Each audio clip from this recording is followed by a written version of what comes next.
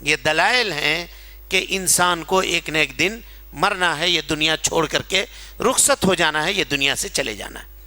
اب اس کے بعد آئیے، موت کا ایک وقت متعین ہے، مقرر ہے اللہ رب العالمین کے علم میں۔ جب وقت مقرر ہو گیا، وقت متعین یا مقرر وقت آ گیا، تو اب دنیا کی کوئی طاقت انسان کو مرنے سے نہیں روک سکتی۔ اللہ اکبر۔ اور یہ رب العالمین کا ایسا فیصلہ ہے۔ کبھی آپ نے دیکھا ہے کہ کسی شخص کو موت نے اس لیے چھوڑ دیا کہ چلو ابھی تمہارے بچے چھوٹے ہیں، ذرا ان کو پرورش کر لو، ذرا بڑے کر لو؟ ہاں، کبھی آپ نے دیکھا ہے کہ موت نے کسی کو چھوڑ دیا کہ چلو ابھی تمہارے ماں باپ بوڑھے ہیں، ذرا ان کی خدمت کرو، اس کے بعد ہم تم کو لے کر جائیں گے؟ کبھی موت نے کسی کو بخشا یہ کہہ کر کے کہ تم اپنے ماں باپ کے آنکھوں کے تارے ہو، تم اکلوتے ہو، تم کو اٹھائیں گے تو تمہارے ماں باپ کیسے زندہ رہیں گے، چلو تم کو چھوڑ دیتے ہیں؟ ہرگز نہیں میرے بھائیو۔ اینما تکونوا یدرککم الموت، جہاں کہیں بھی تم ہو موت تمہارے پاس آ جائے گی۔ ولو کنتم فی بروج مشیدہ، اگرچہ تم اونچے اور بہت مضبوط محل کے اندر ہی کیوں نہ بیٹھے ہوئے ہو، وہاں پر بھی تم کو موت آ جائے گی اور موت تم سے قطع نہیں کرے گی۔ اللہ رب العالمین نے فرمایا وَلِكُلِّ أُمَّةٍ أَجَلٌ، ہر امت کے لیے اللہ رب العالمین نے ایک مقرر وقت متعین کر دیا ہے۔ فَإِذَا جَاءَ أَجَلُهُمْ لَا يَسْتَأْخِرُونَ سَاعَةً وَلَا يَسْتَقْدِمُونَ، جب وقت مقرر آ پہنچے گا تو ایک سیکنڈ کی بھی مہلت نہ آگے ہوگی اور نہ پیچھے ہوگی۔ موت کا جو وقت مقرر ہے اس مقررہ وقت کے اوپر موت آئے گی اور انسان کو دنیا چھوڑ کر کے جانا پڑے گا، رخصت ہو جانا پڑے گا۔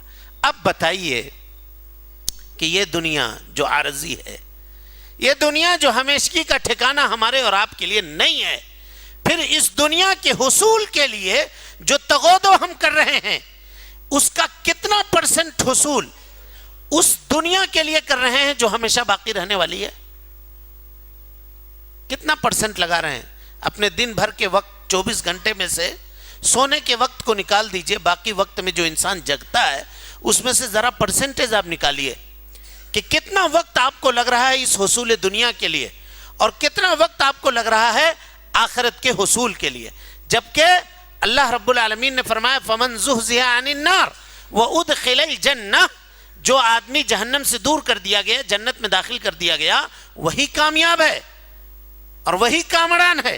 غور کیجئے، اس کا ہرگز یہ مطلب نہیں ہے کہ آدمی دنیا طلب نہ کرے، ہرگز یہ مطلب نہیں ہے، لیکن دنیا اگر آخرت کے قیمت کے اوپر طلب کرتا ہے تو یہ نہایت مذموم ہے، اور سلف اس سے بہت دور رہا کرتے تھے۔ ایک واقعہ یہاں پہ یاد آیا، سلف کے نزدیک آج دنیا کی کیا اہمیت ہمارے نزدیک ہے اور سلف کے نزدیک کیا اہمیت تھی، ذرا غور سے اس بات کو سنیے، پھر بات کو آگے لے کے چلتے ہیں۔ حضرت عبداللہ ابن عمر ہیں رضی اللہ عنہ، خانہ کعبہ کا طواف کر رہے تھے۔ عبداللہ ابن عمر، خانہ کعبہ کا طواف چل رہا ہے۔ عبد الملک ابن مروان، یہ بادشاہ تھے بنی امیہ کے، یہ بھی آئے تھے طواف کرنے کے لیے۔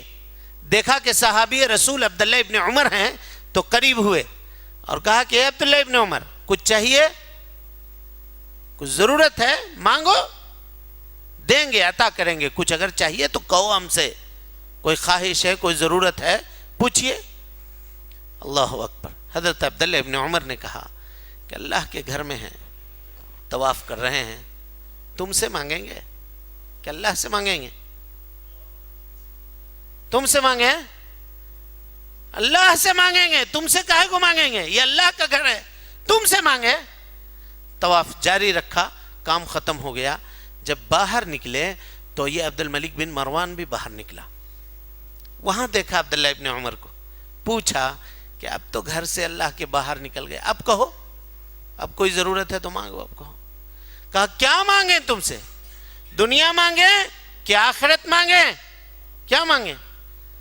کہا کہ دنیا مانگو، ہم آخرت نہیں دے سکتے، دنیا دے سکتے۔ کہا تم سے ہم دنیا کیا مانگیں؟ جس نے دنیا بنائی ہے اس سے ہم نے آج تک دنیا نہیں مانگی، تم سے دنیا مانگیں گے؟ دنیا دو گے ہم کو؟ یہ ہے سلف کا اس دنیا کے تعلق سے میرے بھائیوں اصول.